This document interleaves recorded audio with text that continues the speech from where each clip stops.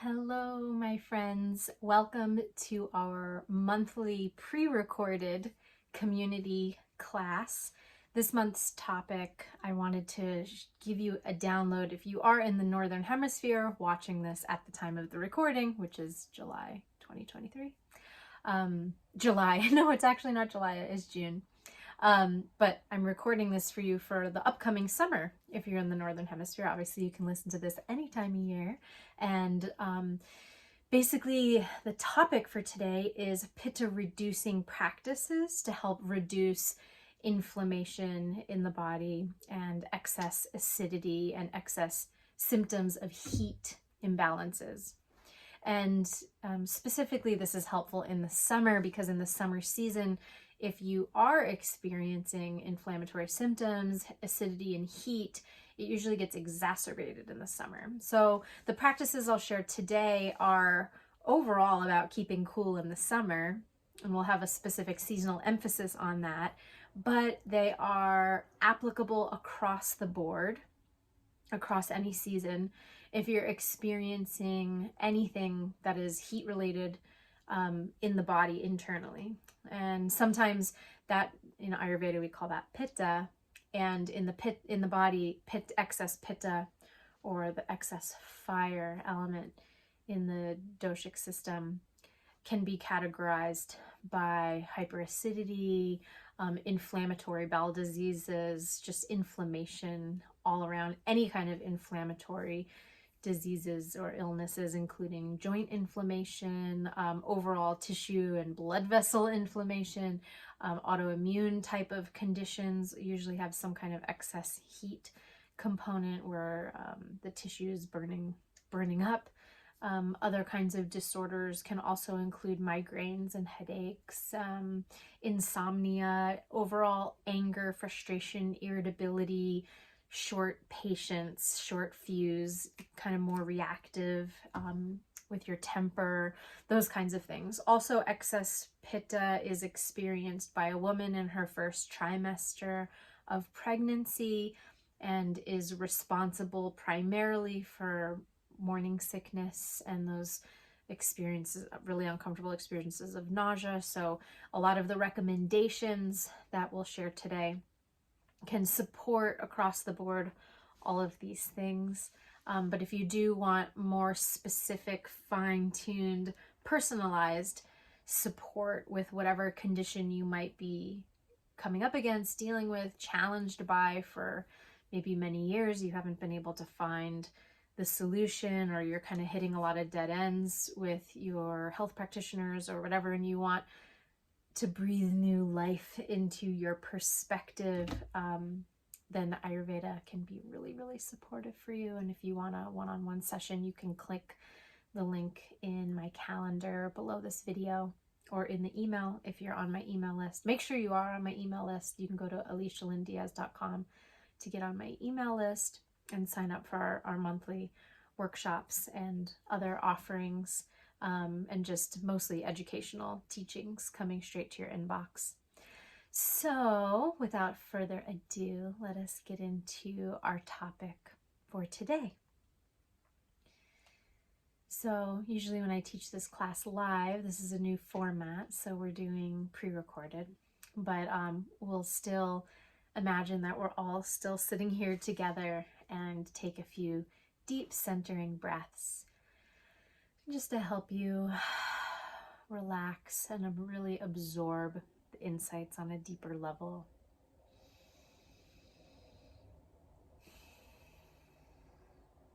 Usually we would chant mantras and stuff. But for today, let us just dive in right to our teachings and information. Thanks for being here with me. So, the first thing to understand about the seasonal influence of Pitta being high in the environment is that our body is a part of nature. Our body is an extension of nature. Nature resides in our body. We are made up of the 5 elements of nature: ether, air, fire, water, and earth. And in other classes, I go through this in more depth and detail, and so you can watch those other videos on this channel. But for today, we want to focus on the fire element and what that does in the body and what happens when it goes in excess and how to reduce it and pacify the excess fire. And regardless of the elements that are in different ratios or excesses in your body naturally, we are constantly in fluctuation and change as our physical bodies are moving through time, through the seasonal changes. So each season is marked by a different predominant elements. And so the sun, with its increasing daylight and its increasing heat, is increasing the heat in the body. The nature, your nature internally, is moving and fluctuating with the external nature and is also accumulating as a result of exposure to the elements outside of your body.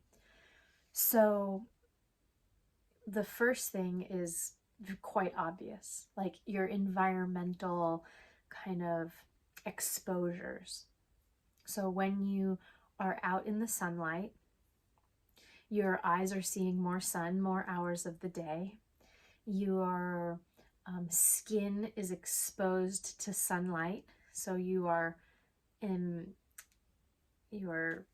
basically absorbing that radiation of the sun, that heat of the sun, and you are putting more fire into your body through that exposure. And so it's normal if you are out, all day in the hot sun, in the direct sun, where your skin is even exposed to the sunlight, your eyes are exposed to the sunlight. Some people just at the end of that day, especially if they have a more Pitta predominant constitution, part of their actual normal biological predominance, then they will likely start to feel, headachy, irritable, that kind of thing. The other thing that happens is that because we're exposed to so much heat, the natural mechanism of your digestion, of the fire element in your body, is to do digestion, absorption, and assimilation of nutrients. And so that fire element needs to be centralized, is centralized in the gut in the form of hydrochloric acid and all the gastric enzymes and acids that break down your food, derive the building blocks for new tissues, and provide and produce energy for the body and all the bodily processes.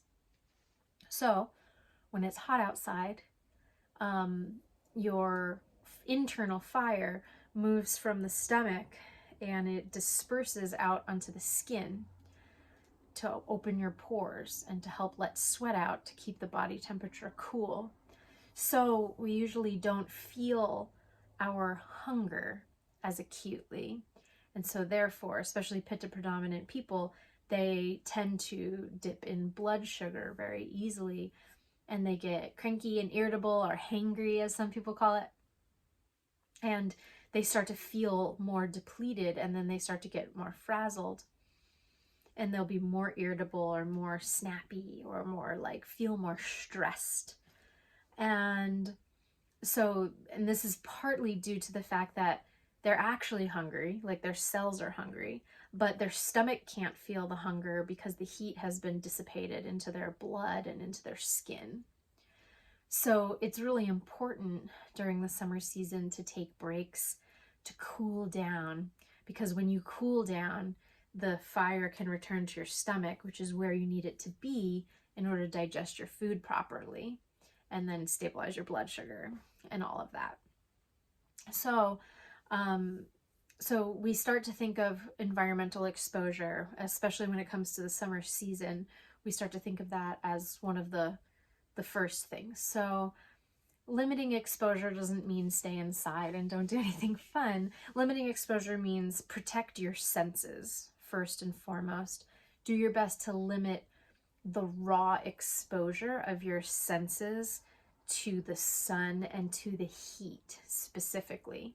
So if you can, not be in the direct beating sun in the middle of the hottest part of the day from 10 a.m. to 2 p.m. And then where we live in Southern Oregon, it's kind of like the hottest part of the day is like 11 or 12 noon until like 4 or sometimes 5, depending on the day, and if there was any cloud cover at all. But it gets very hot and very dry.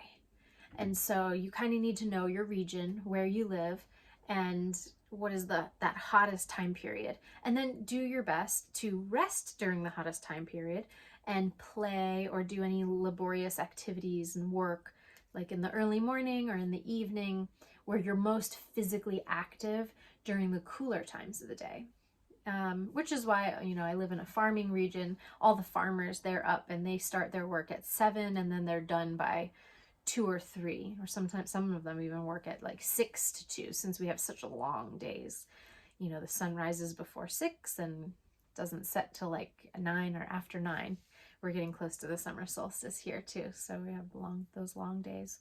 So you kind of get in tune with the nature of the climate that you live in, and first start to think about, are there certain ways that I can navigate my schedule so that I'm exposing myself to less of the heat during the hottest time of the day.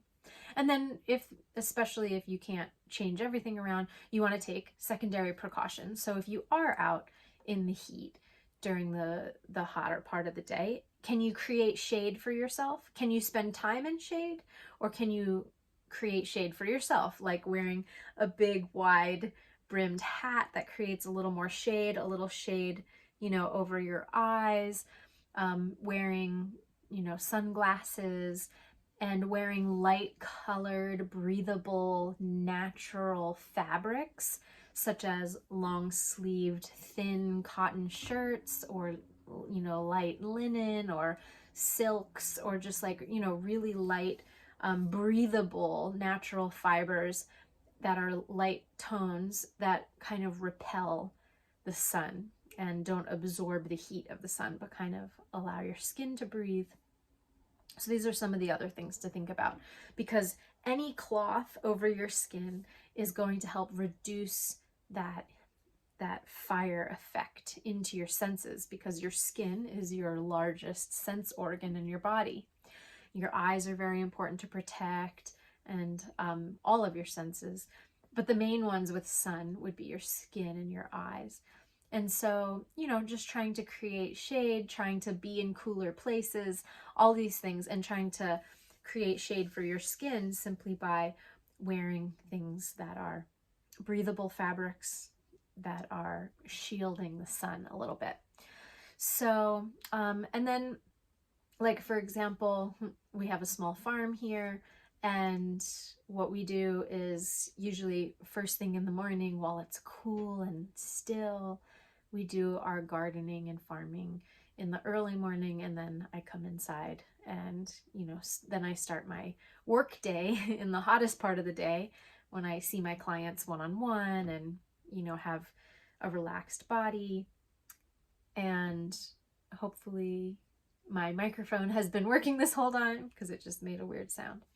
And, I let my body cool down so I can eat lunch and all those things, and then go back out again in the later part of the day when it's not so hot, so to do the rest of the gardening. Or I do cool tasks in the garage, like seeding new seedling trays and stuff. So just start to think about, what are your routines? If you work indoors, all summer anyway, then it's not so much to think about. In fact, you probably just want to spend more time outdoors in whatever time you can get. So that's fine. But just some things to start thinking about. Also, the colors. Colors make a difference in your experience. Like we mentioned, white and light colors, but also think cool colors, surrounding yourself in cool colors, like greens, blues, purples, those kinds of, or just pastel versions of colors can be really nice. So just know, like, those are the colors that deep teal blue of water that makes you feel so calm and cool. So those are a few of the first things. Also, exposure to water, because the summer is hot and dry. Typically, I mean, it can be really humid in certain parts. Where I grew up on the East Coast of the US, it's very, very humid. But still, the heat makes you dry out, no matter if it's a humid place or a dry place. And the drier the place, the more it dries you out. So make sure you stay hydrated and are spending time near water, dipping yourself into water. One of the fun things that I would do when I really want to extend my gardening / farming in the morning is we have water running through our property that in a swimming hole, and it's very, very cold. It comes from the mountains, and like the ice melt, and then it flows off the river, and then it comes through our property. So we have a little swimming hole. And so I will go, I remember last summer in the really, really heat, I really wanted to finish planting this little field of corn that we had, and I didn't want to stop, but it was getting really hot and I could hardly take it. And I had my sunglasses and I had my wide brimmed hat and I had all my things.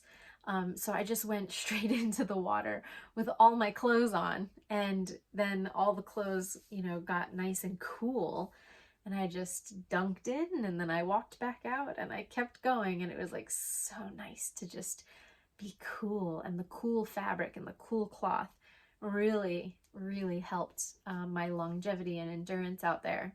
And so, there's no wonder that like little kids love running through the sprinklers and stuff like that. So let yourself play and get creative with how you stay cool in the summer. Okay, so those are some of the more direct seasonal environmental exposure things. Speaking of hydration.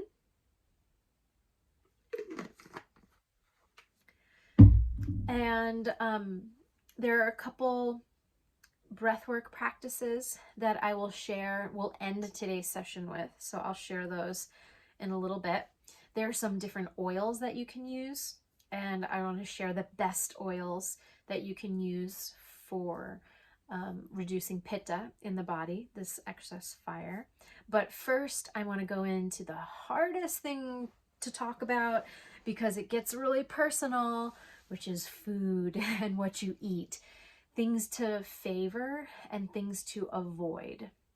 So Pitta people hate hearing these things, but they're so vital that I can't stress them enough, and I want to share them before I get into all those other really fun things like breath work and oils and like that kind of stuff, because it's really essential. So especially if you're suffering with any of the above symptoms that I mentioned in the beginning, which is the hyperacidity, irritable bowel conditions,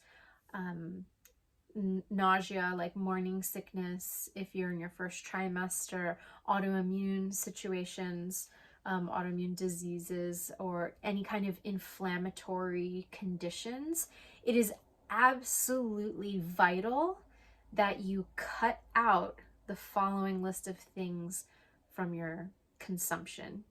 And I hate to be so rigid about it, but I've just seen, after practicing Ayurveda for the last 12 years, which is nothing compared to my mentors, I'd be nowhere without them because they passed this on from their 40, 50 years of experience. But I've seen it time and time again as I've practiced Ayurveda, just how essential, even just leaving a little bit of these things still creates a subtle inflammation. So take them out as best as possible for as long as possible. Wean yourself off of them for as long as it takes, but cut these out. And then if you just have them here and there once in a while, it shouldn't be an issue, but get rid of all of the inflammation, all of the acid regurgitation, all of the hyperacidity, all of the migraine headaches, all of the insomnia. Completely heal it first, and by foundationally taking these things out and then doing a number of other things. But if doing all the number of other things will not be effective if you still have these things in your diet. So they're really, really important. I can't stress it enough when it comes to reducing pitta in the overall body. And it's kind of like you need to, like, you can't fill a glass of water if it's already full of like dirty sink water. Like, you have to dump it out and then pour clean water into it. In the same thing in the body, you have to stop the poisoning before you can, build rebirth your cells, like rebirth a new body. You have to stop the things that hurt it so that it can repair itself. And then the little bits of those things won't be so triggering, but you have to take them out first. So here are the things. Are you ready for the things? I hope I didn't build it up too much. But yeah, but first and foremost, Pitta people hate hearing this, but coffee. I know. Coffee is just pouring acid on the wound, pouring gasoline on the fire. You have to cut out coffee and black tea, any of those acidic teas. Green tea, matcha tea is okay, but just 1 cup a day, not 2, not 3, not 4, because after 1, it starts to also increase a little acidity. But matcha green tea is great. Is a great substitute if you still want a caffeine boost.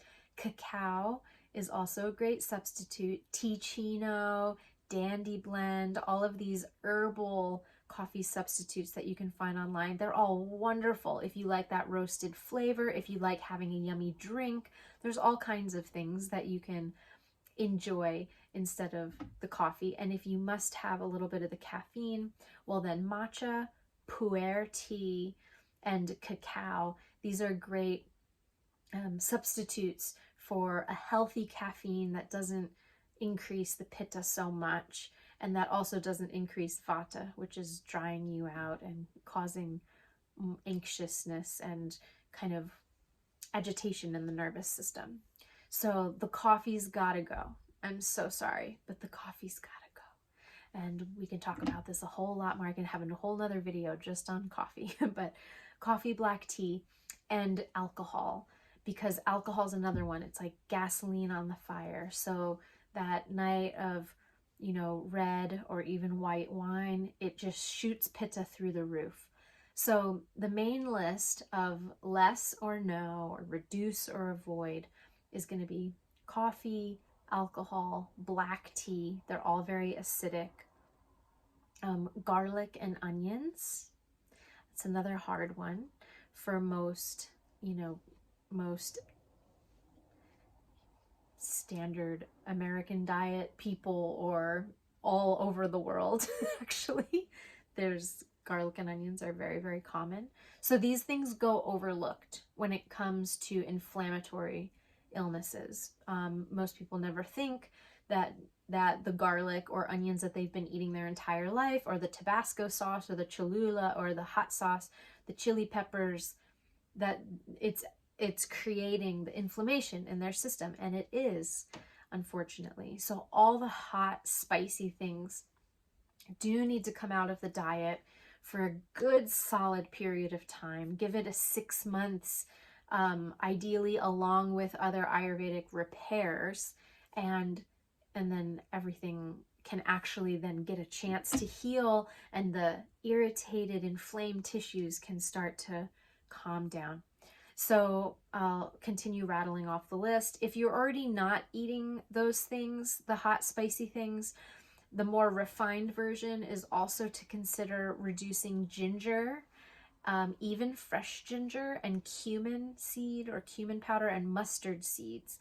Now, for Ayurvedic yogi people, they're like, what? That's what I cook every bit of my khichdi and everything, every Indian dish, kind of more Indian cooking, which is always connected to Ayurveda, but Ayurveda is not necessarily Indian cuisine, but a lot of times that's what people are exposed to. But they're very used to cooking with ginger, cumin, and mustard seeds. So those even have to go for a while. If you cut everything else out and now you're just doing, ginger, whether it's dry or fresh, it's too heating and acidic and inflammatory in the gut, unfortunately, and in the overall system. So we have to reduce or avoid those for now. Including, so I'll continue with the list. Those were the heavy hitters. The other most high up on the list, heavy hitters of reducing and avoiding, are meat and all animal products, including fish, meat, dairy, and wheat. All of these are creating inflammation in the system. And if you're able to properly cleanse the system and reducing excess heat, then it will, again, allow the body to cleanse and rejuvenate and cool off and rebalance. So I can't get into all those details right now. Today, we're kind of talking a little bit more. I could go down all the different tangents of all the different potential illnesses and imbalances in the body, but we'll kind of bring it back to summertime. So at least for summertime, reduce all of these things in your diet to promote optimal pacification of the excess fire element and to support your body from, not being overly inflamed. And then overall, there are 3 more things to reduce, which is excessively sour foods, but limes are okay. So lemons will be heating and can be a little bit acidic, but limes are cooling and have an antacid effect. So those are great.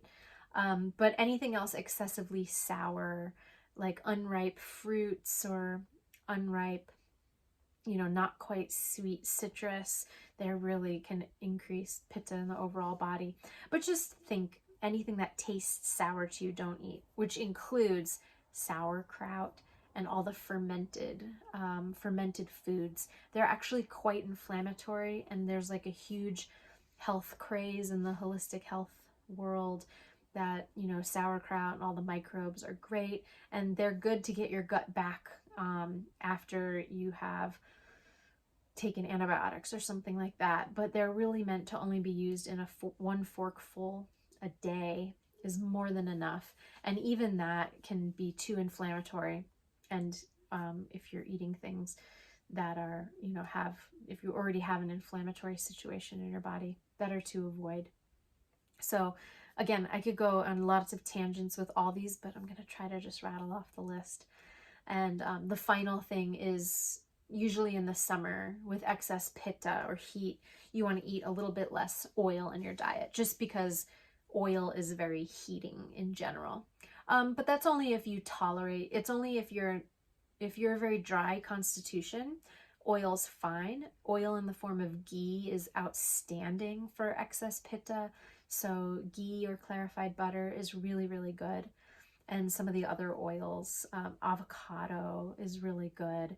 Olives are really good. These kinds of things. So they're a little bit more balancing. But if you're very sensitive to oil, or you have like a lot of gut inflammation, you might want to reduce, oily foods in your diet, just because it might be a little bit too much. But that's kind of on the lowest on the spectrum of heating things. It's just more of a refinement.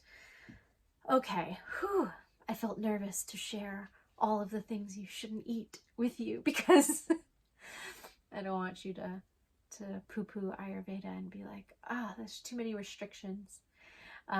Because those things, it makes a huge difference. If you give it a good 6 months and also do all the other things we're going to talk about, all the positive things, all the things you can have and enjoy and love and do wonderful, it will really help and reduce the excess inflammation, reduce the excess heat. It'll help the body's natural cleansing mechanisms come in and, rid the excess heat. So really wonderful things are to follow. Okay, so in general, there are 3 tastes that pacify pitta, or that reduce inflammation, or that decrease heat in the body. And those 3 tastes are sweet, the sweet taste, bitter taste, and astringent, which is a little bit more of an action than a taste. Astringent is kind of like when you eat some spinach, raw spinach, or an unripe banana. It's that kind of a puckering feeling. It kind of leaves your mouth a little bit dry. So astringent does help reduce excess fire, particularly the watery aspect of fire, which is acidity. So it helps reduce acidity. But mostly you will probably be most aware of the sweet and the bitter flavors. And so Pitta people crave the taste of bitter coffee, but we want to provide bitter in other ways. So you want to provide the bitter taste through herbal means and through vegetable ways. So the whole gamut of green vegetables, especially leafy green vegetables, in their raw, steamed, sauteed, all their forms are wonderful, wonderful, wonderful for reducing excess pitta, and they're more cooling to the body. So, and then also sweet taste, which is a really fun one because that means you get to indulge in all the sweet plant-based sweets, and this helps pacify pitta. So the sweet taste comes from fruit and white foods like grains, and of course if you have trouble digesting grains, that's an issue with your gut that needs to be healed. But generally speaking, white foods like rices and gluten-free pastas, because we already said wheat is very inflammatory and creates an excess pitta. So you want to think about fruits, vegetables, nuts and seeds, grains and legumes. And the fruits can be dried fruits or fresh fruits and all of the kinds, and those create the sweet taste. You can also use maple syrup and dates. Those are great sweeteners for pitta because they're cooling and sweet and they reduce heat in the body. Honey is also, raw honey is a nice sweetener. Just know it's a little bit heating and a little bit drying. So maple syrup or dates or some of those other kinds of nice sweets, fruit-based sweets are best, like coconut sugar even. So you want to think about, for diet, you want to think about cooling and hydrating foods. So yeah, those categories that I just mentioned, fruits and vegetables, water-rich vegetables like cucumber is one of the most cooling. Coconut is outstanding and wonderful for pitta. It's very cooling.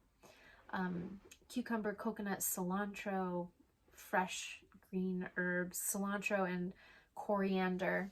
So some of the spices you can use are cardamom, fenugreek, fresh mint or dried mint, fennel seed, and parsley even. And the only other ones I didn't mention, aloe. So aloe vera is one of the biggest antidotes for excess pitta. So you can, as long as you don't have, well, yeah, sometimes estrogen sensitivity in certain people, better not to take too much aloe. But for reduced pitta during the summer season, not for like a prolonged everyday or whatever, you can be enjoying aloe vera juice, aloe vera gel. The whole aloe vera leaf is going to be a bit laxative, so just keep that in mind, which can be helpful for certain people. It's just going to create a little bit of a healthy gut bowel movements. But the inner fillet or aloe vera juice can be drank just for the cooling effect and the soothing effect to the gut and GI tract. And that's one of the best antidotes for pitta, is along with castor oil and, well, the other oils which I can share with you now, which are also coconut oil and sunflower oil. These are all fine they're all cooling oils, and they're good for internal or external use. So you can put these oils on your skin to also absorb the cooling effects and the moisturizing effects. What are some of the other, oh yeah, so hibiscus teas, mint teas. You can totally do herbal like iced teas in the summer, which are so lovely. I like doing in like sun infusions. So I'll take like a big jug and I'll put all the loose tea. Like I'll put mint leaves, hibiscus flowers, hibiscus flower petals, all kinds of herbs that we grow in the garden in our yard. Even lemon balm or lemongrass is also a really good one for pitta. And tulsi we always have and put in there. And you basically just put a bunch of those herbs and then fill it with water, cover it, and stick it in a sunny window or on your porch or somewhere in the sun for several hours. Sometimes I even will put it out overnight. If it's warm, it doesn't even matter. Just the fact that it's soaking in the water is great. You can put it actually in the moonlight near the full moon. Put it in the moonlight overnight, and the water will also absorb all of the cooling energetic qualities of the moon. And the moonlight is actually also an antidote for pitta. So you can do moon bathing, wear white clothing, and walk in the moonlight.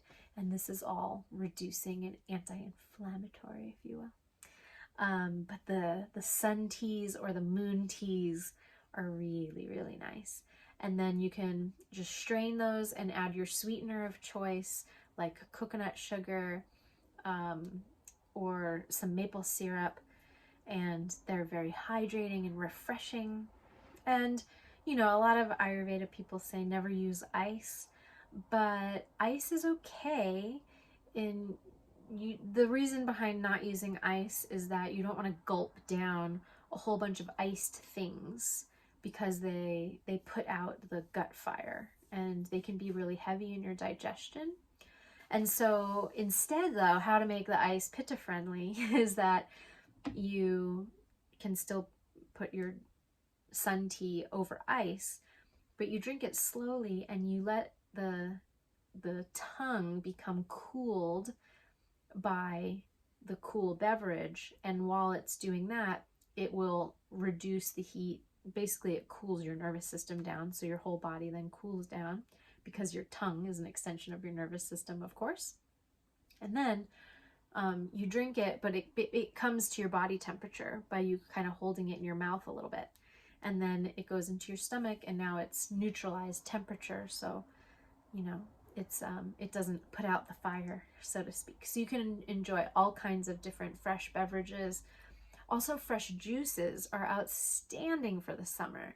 You could do cucumber juice, any juice that sounds really good to you, but cucumber is really cooling. The mint, fennel stalks, like if you like to cook with fennel, you can use fennel stalks in the juicer and use the bulb in your salad, and like shaved fennel salad or something like that, or you can saute the fennel. You can actually use fennel bulb in place of onions in any of your recipe. It's going to give you a different flavor, but it's going to give you great flavor. So usually you can substitute. Usually any recipe, you can just flat out leave out the garlic or onion, or use like just a little pinch of garlic or onion powder as you're training your tongue to not want it so much or need it all the time, because it's so overpowering of every other flavor. Your tongue will miss it at first because it's so used to being overstimulated. But when you start to reduce it, your tongue actually becomes more refined, and you start to appreciate more subtle flavors in foods. So you actually won't ever miss the garlic or onions. But it's nice to have a little spike of pungent in some things, or just a new flavor. It's nice to have flavor. Your food doesn't have to be bland, but you can literally replace all of your onion needs with celery or fennel bulb. They're both great. So just some things to consider as you make the switch. But then those fennel stalks you can put through your juicer. So you can do any kind of, or blend them in a blender with water and then strain out the pulp. And that'll make a really nice drink. So cucumber, aloe, mint, fennel, sweet apple. So any of these combinations, apple, kale, cucumber juice, all of these are really, really great for pitta. And sometimes that's all pitta needs, like for breakfast first thing in the morning. is a really nice juice. But Pitta, excess Pitta can also do really well, or Pitta predominant people in the summer. They do still need protein. Pitta needs to like digest something and needs a little bit more protein usually in the diet.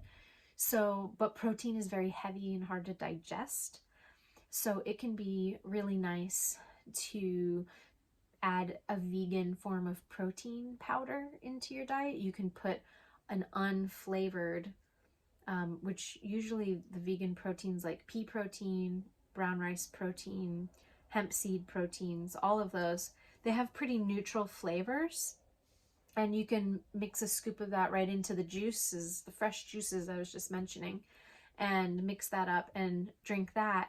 And it's very, very bioavailable, easy to digest, pacifies Pitta, pacifies Vata, feels really good in the system, keeps you cool, keeps you hydrated, gives your body the simple nutrients that they need to absorb. So yeah, so it's excellent in that way.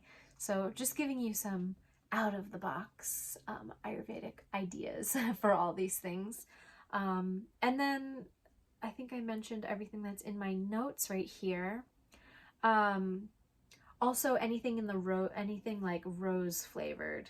Rose and cardamom, that's one of my favorite combinations for Pitta reducing. They're so enjoyable. You can use rose water, you can spritz rose hydrosol on your face.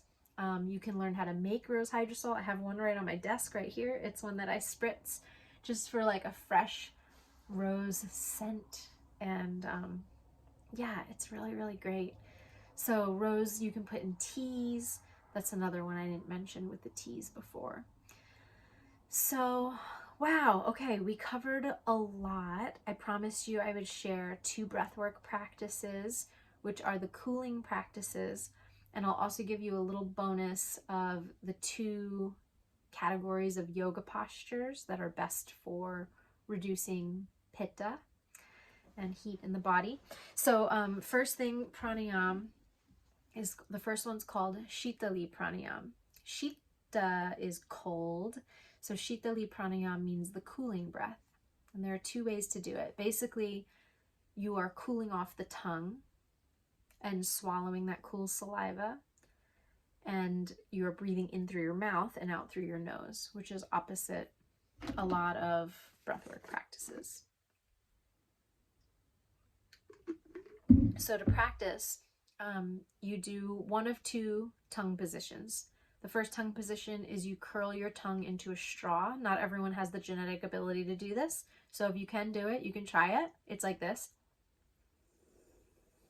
You just curl the 2 edges into together into a straw. So if you can make the straw with your tongue, inhale through the straw. Then you close your mouth, swallow the cool saliva, and exhale through your nose. And that's Shitali. So you would just practice that over and over and over, long, slow, deep breaths, and it will cool your internal core temperature down, so it reduces Pitta. If you don't want to be so obvious with the tongue, or if you can't do that curled position, then you do this other one, which is kind of curling your tongue like this on this plane. And it's basically you pull the corners of your mouth taut and pull the cool air over your tongue. So it kind of looks like this, but you'll have to just try it yourself and get a feel. You're just trying to get as much of the surface area of your tongue to touch the cool air. And then same thing, you close your lips, swallow the cool saliva, exhale through your nose. And that's still Shitali pranayam. It has a slightly different name, but it's still a cooling breath. So you can do one of those 2 practices anytime you're feeling overheated and you need to calm and cool down.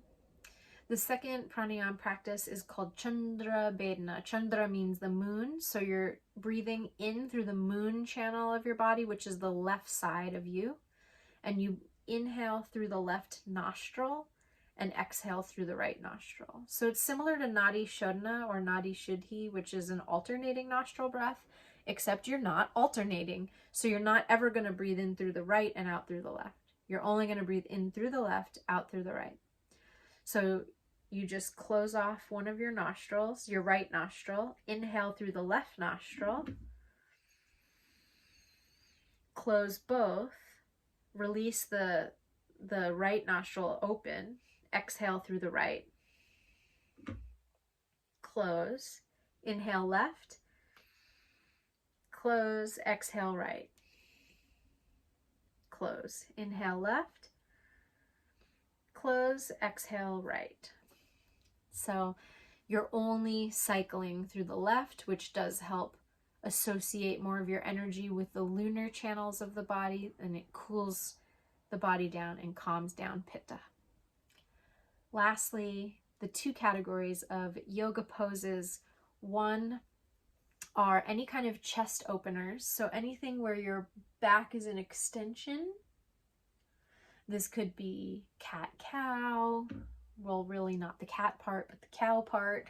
Any back bends, chest openers that you do in your yoga class, Dhanurasana, bow pose, or, the wheel, any of the chest openers. They release heat releases from the chest. You also in yoga want to avoid Shirshasana or any of the headstand in major inversions because they increase Pitta. But chest openers reduce Pitta, and so do spinal twists. So twisting the spine in any of the positions that you do in your yoga practice is said to wring out the liver, especially, so it revitalizes the liver and wrings out excess heat internal in the system. The last two little bonuses I'll give you are castor oil is also a big antidote for Pitta. You can find food grade castor oil and you can take 1, 2, or teaspoons, 3 teaspoons, whatever your body needs. It depends on how dry your gut is internally, but you can take it before bed and it doesn't get digested by the body, but it softens everything, lubricates everything, reduces Pitta, pulls Pitta out of you, and will support bowel movements in the morning and reducing inflammation and heat. If your eyes have a lot of Pitta in them, you can put castor oil or ghee in your eyeball, like in the white part of your eye, before bed, not before driving, before you go to bed at night. And that helps reduce Pitta in the eyes, which can help reduce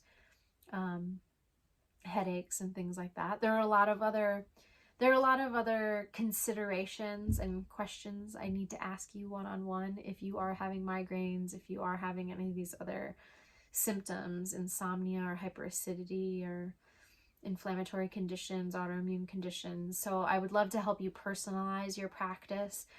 If you ever want to have a one-on-one consult, you can always book on my calendar or just send me an email at hello@alicialyndiaz.com and we can set up a time to speak, or you can ask me any questions that you have about potentially working together over email. You can also ask me your general questions of things you want to learn about, and then I can make more classes, recordings, videos, and episodes for you to answer your questions, because I love getting prompted for things to teach. So always feel free to email me or book a one-on-one session. Again, all can be found on my website, alicialyndiaz.com, or email me hello@alicialyndiaz.com. Last thing is to reduce a little excess Pitta right before you go to bed. You can rub coconut oil on the soles of your feet before you go to sleep.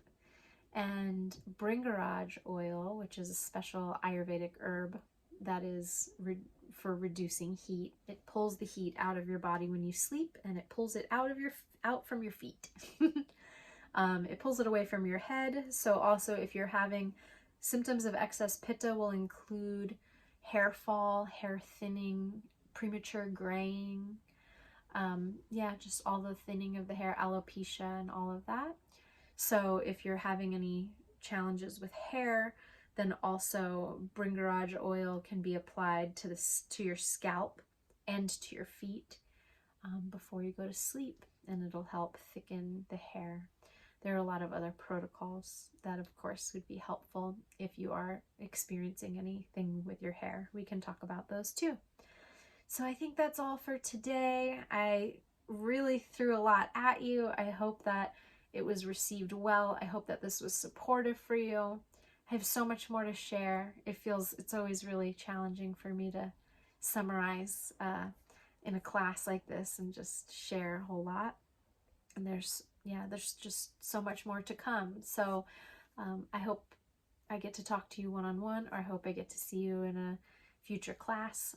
Please also feel free to comment below this video and ask me any questions, or let me know how the suggestions helped you. I always love to hear from you. All right, my friend, lots of love, and I look forward to seeing you soon. Loka samasta sukhino bhavantu. Om Shanti Shanti Shanti. Hari Om Tat Sat. Blessings.